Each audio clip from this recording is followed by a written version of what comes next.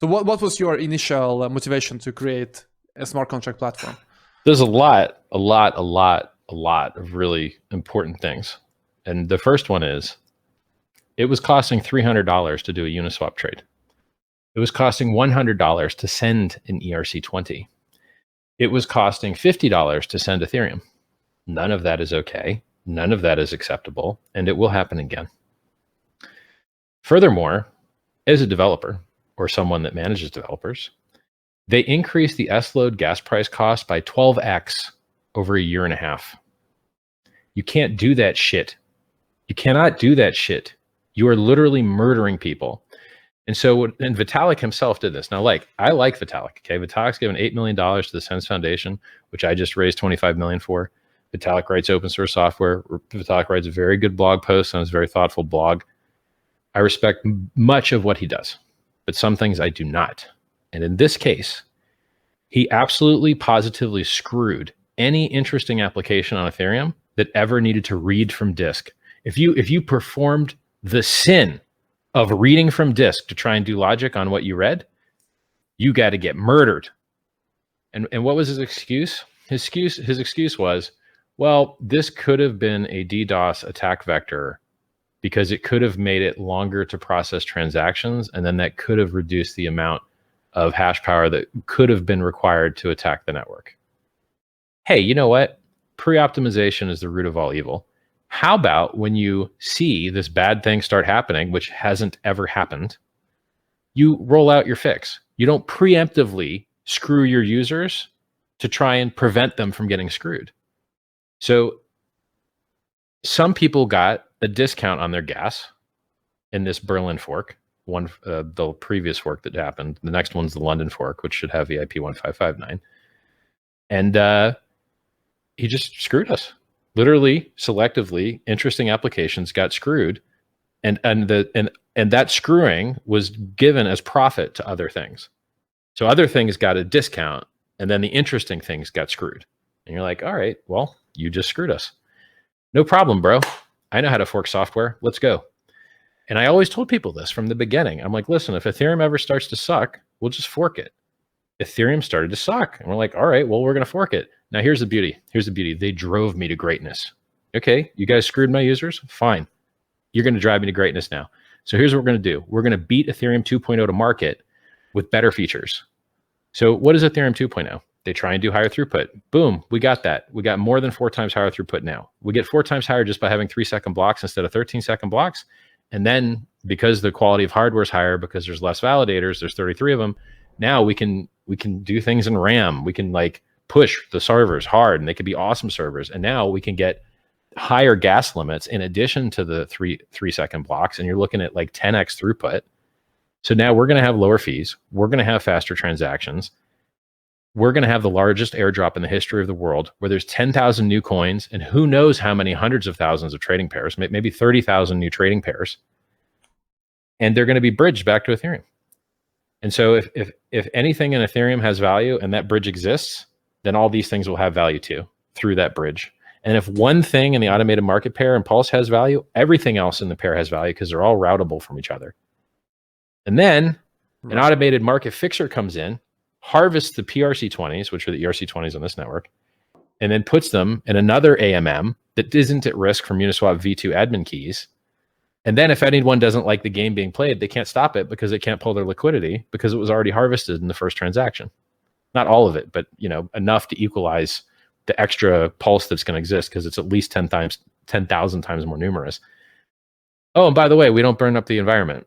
And we don't pay miners to blow up the environment and have them dump the price to get the money to pay the electricity company.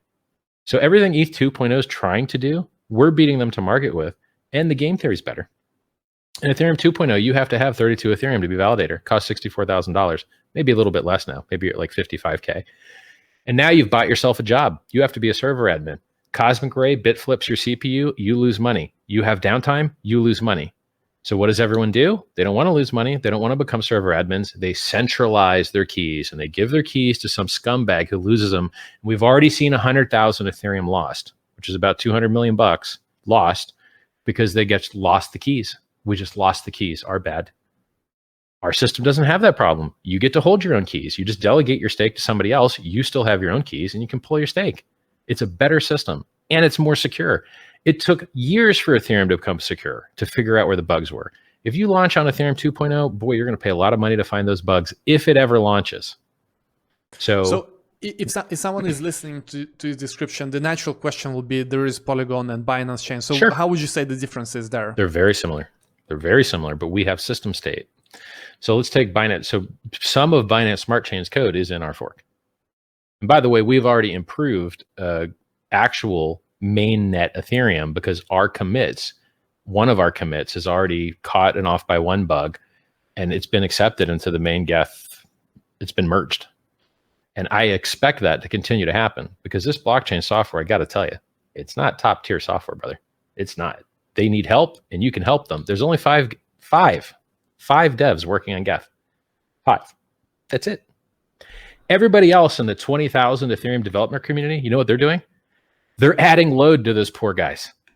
Every other developer is adding load that those 5 guys have to deal with to keep Geth standing up. It's funny. I thought it was funny when the Geth lead dev took down Infura. That was funny. How? Oh, he just pushed an update that wasn't compatible with the older network and forked the network. And so all of Infura disagreed with everyone that wasn't on Infura. And so like the network went down and then like everyone was like, oh, well, I guess you got to learn how to use that drop-down box in MetaMask to choose a different node. So, my devs are helping make Ethereum better. We're going to help lower the Ethereum fees by reducing load on that network. We're going to be friendly. Now, if for some reason friendly doesn't work, I got other tricks up my sleeve. I'm not going to tell you what they are, but friendly is the way to go. You want to be friendly. So when you say that you have system state, what do you mean with that? Because when BSC launches empty and then enriches a copycat of Uniswap called Pancake Swap. So they just copy paste it. Those guys get rich and the original Uniswap founders get screwed. They get nothing.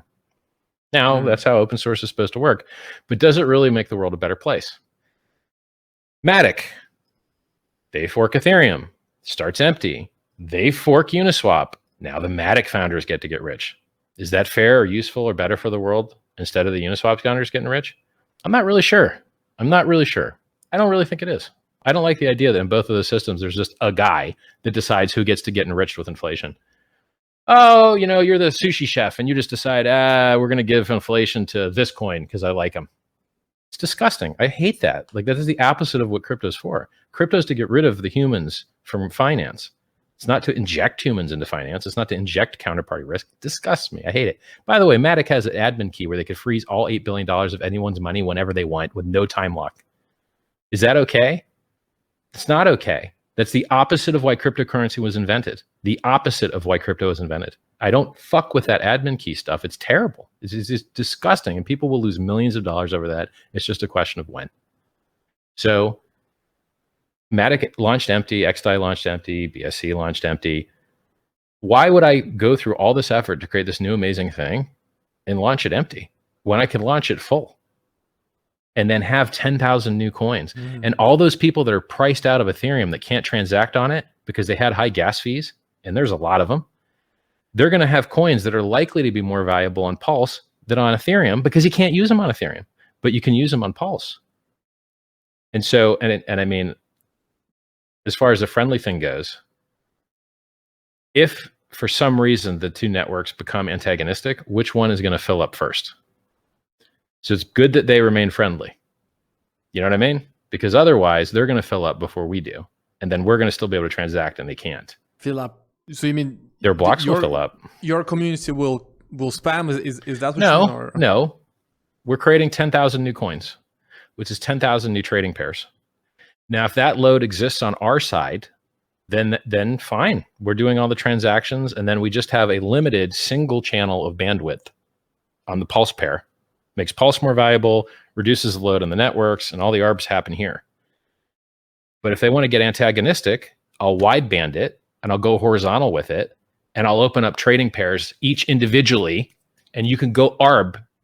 What's the O notational scaling on that arb? Their network will fill up before ours. So I'm being friendly, and I'm going to continue to be friendly. But if they fuck around, well, then you guys can fill up and we'll just keep working, and then you can regret your decisions. So what kind of bridge will you use for this? Some kind of Zeppelin, open source, or? I mean, there's a bunch of different open source options. I am not the bridge expert. I'm an expert on a lot of things, but I don't know whether Tendermint's bridge is better than Matic's bridge. Just one of those, like whichever open source one we have to do the least fixes to and doesn't have admin keys, or we'll just remove the admin keys. That's the one we're going to run with, because we don't have to write this part. You know, there's some things we had to write and there's some things we didn't. And bridge, we don't have to write. There's enough off the shelf options with, you know, good testing behind them that we're just going to use one of those.